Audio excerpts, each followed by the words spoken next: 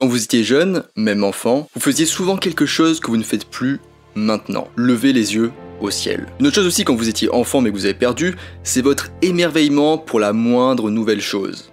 Aujourd'hui on va retomber en enfance, lever les yeux au ciel et s'émerveiller. On va apprendre à photographier la lune. Alors comment on prend une belle photo de lune, quels sont les réglages, quel objectif choisir, quel boîtier, quels accessoires, le post-traitement dans tout ça. Est-ce que vous savez d'ailleurs ce que c'est les phases lunaires? Eh bien c'est ce qu'on va voir tout de suite dans ce podcast de type guide complet. Pour pas que le podcast soit trop long, je vais abréger, voire occulter certaines parties, notamment tout ce qui concerne les combos paysage plus lune. Pour plus de détails, n'hésitez pas à aller voir mon article beaucoup plus détaillé sur photomaniac.fr. Allez, en avant, Guingamp. D'ailleurs juste avant de commencer, je vous rappelle que j'ai conçu une formation vidéo gratuite de plus de 8 heures sur les bases de la photo. Vous pouvez y accéder sur mon site photomaniac.fr. Alors déjà première chose, planifiez votre séance. Alors déjà la première question à se poser c'est quand? Quelle phase de la lune vous souhaitez immortaliser? Une phase précise signifie une date précise, donc on va voir un petit peu tout ça après. Ensuite il y a le choix du lieu, je vais détailler aussi les critères bientôt. Pour des gros plans de lune du coup, si vous êtes dans un endroit assez sombre, vous pouvez essayer depuis votre jardin par exemple.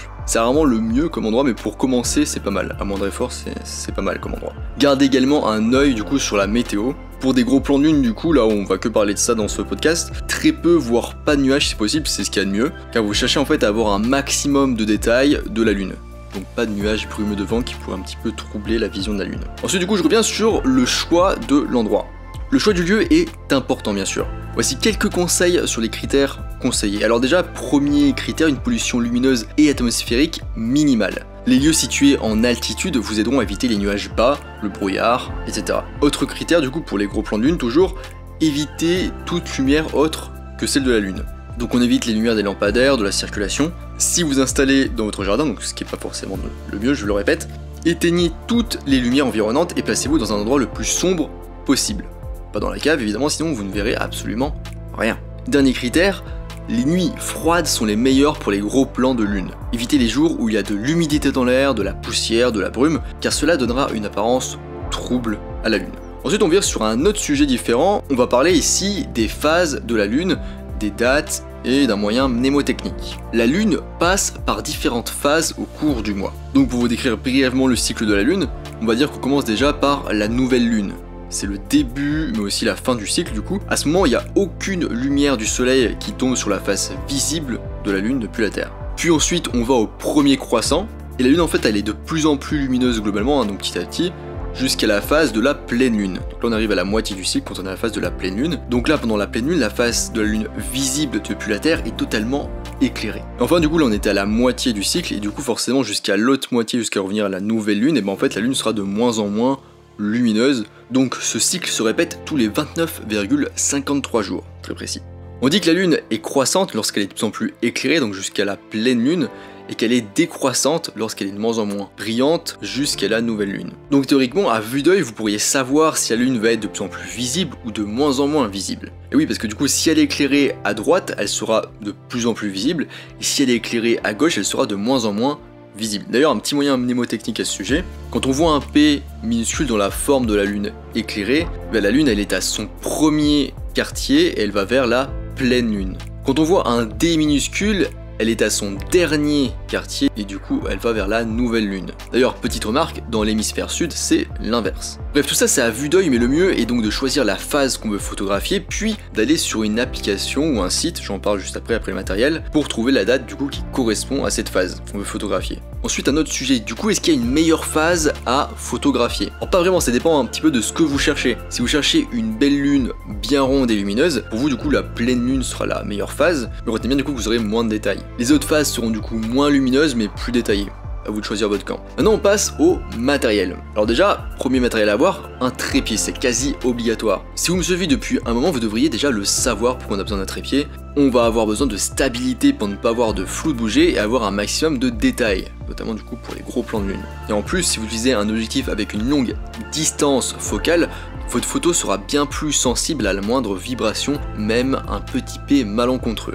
Et aussi on va déclencher à des temps de pause trop longs pour rester à main levée. Bref, avoir un trépied, c'est le pied.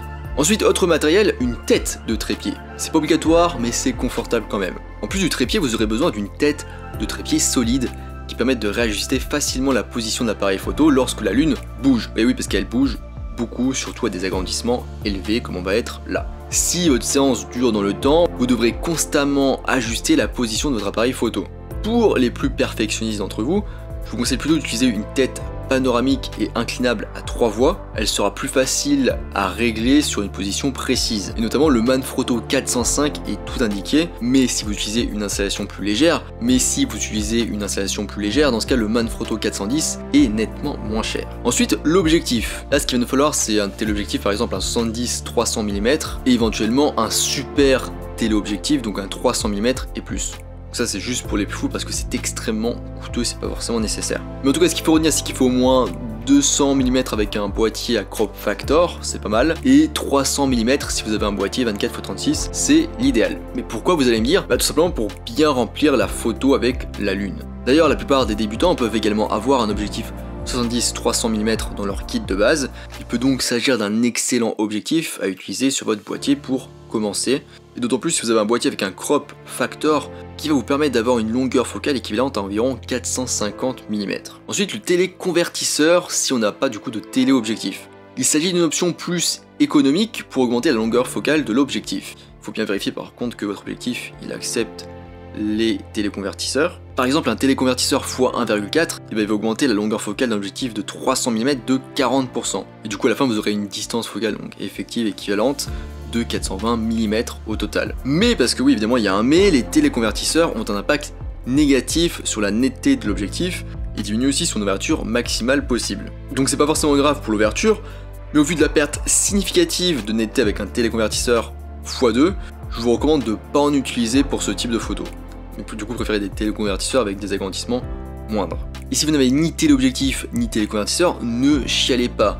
Vous pouvez vous rabattre sur des objectifs plus courts pour faire de la photo de paysage avec la lune.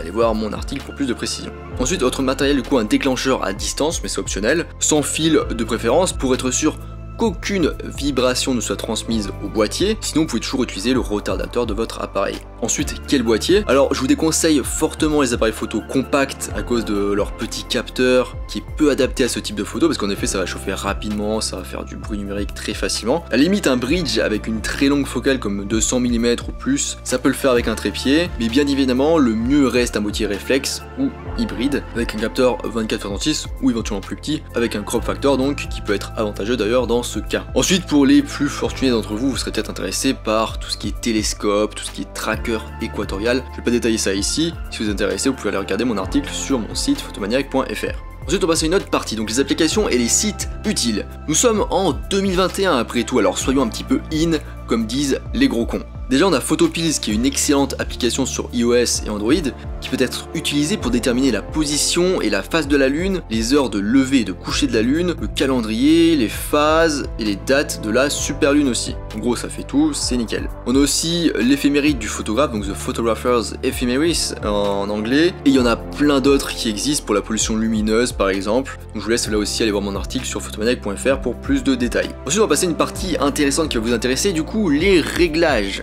C'est bien beau d'avoir une belle bête, mais il faut savoir l'utiliser aussi. Pas de blague grivoise s'il vous plaît. Alors déjà, mode manuel ou la mort. Aucun mode semi-automatique ou automatique de votre appareil ne fera l'affaire. L'idéal est donc de photographier en mode manuel déjà. Pas en semi-automatique, alors à la limite, priorité à l'ouverture pourquoi pas, mais pas de mode automatique en tout cas, ni de priorité au temps de pause. Ensuite prenez vos photos au format RAW, donc au format brut, afin d'obtenir le maximum de détails et de possibilités en post-traitement, notamment pouvoir ajuster facilement la balance des blancs. En ce qui concerne la mise au point, alors déjà si vous voyez la lune toute blanche, revoyez vos réglages ou désactivez éventuellement une possible augmentation automatique de l'exposition. Alors mise au point automatique, déjà de 1, utilisez la fonction Live View, 2, zoomer sur la lune, puis utilisez l'autofocus, donc qui est la mise au point automatique de votre appareil pour faire la mise au point. 3, désactivez par la suite l'autofocus pour que la mise au point ne change pas en cours de séance. 4. Si l'autofocus ne fonctionne pas, essayez de passer le collimateur sur le bord de la lune et essayez de nouveau. Et 5. Si votre appareil photo a encore des difficultés du coup à faire les mises au point, désactivez tout simplement la mise au point automatique et passez en mode manuel. Et du coup là, en mise au point manuel, voici les étapes à suivre. Alors déjà de 1, donc mettez-vous en mise au point manuel, on l'a déjà fait. 2. Utilisez encore de nouveau le mode Live View de votre boîtier. 3. Zoomez sur la lune.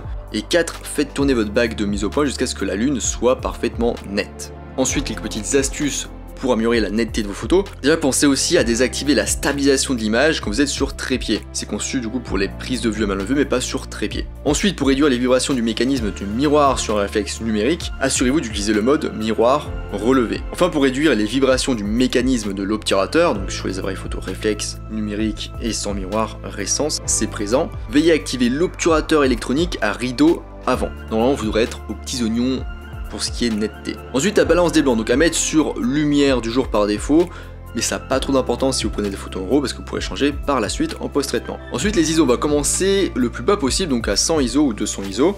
Gardez à l'esprit quand même que le temps de pause ne devra pas être trop long pour ne pas photographier la lune en mouvement, sinon elle sera floue à cause du flou de bouger. Donc après, par la suite, augmentez vos ISO s'il le faut. Ensuite, l'ouverture. Comme vous cherchez des photos nettes et précises, le mieux est de commencer par une ouverture de f11. Si vous utilisez des ouvertures étroites, donc c'est le cas là, vous devrez probablement augmenter les ISO pendant les phases non pleines de la lune, parce qu'elles sont plus sombres du coup. Et en particulier lorsque la lune est inférieure à un quartier. Et du coup est inférieure à la moitié. Ensuite, le temps de pause, donc il y a beaucoup de variables à prendre en compte, donc la phase de la lune, l'emplacement géographique, l'angle de champ, etc. Mais on va dire que par nuit claire, un temps de pause pour commencer d'environ 1 centième de seconde est un bon point de départ.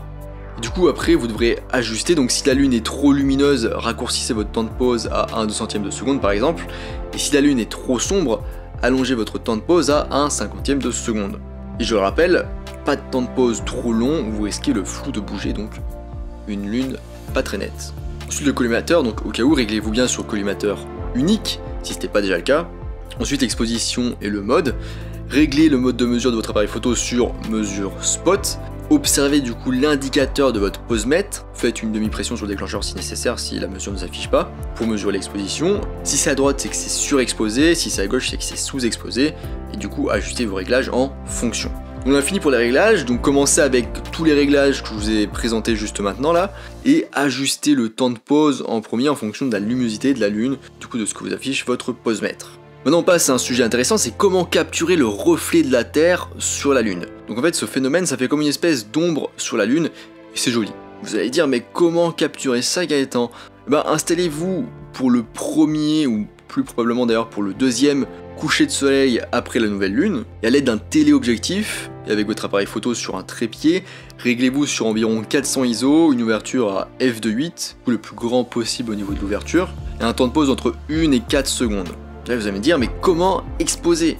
Là exposez aussi en mode spot pour la partie du coup ombragée de la lune. Et du coup vous allez surexposer fortement le côté lumineux de la lune, mais on verra très bien le côté sombre aussi. Mais on verra du coup le côté sombre de la lune. Faites attention à ne pas utiliser des temps de pause trop longs toujours.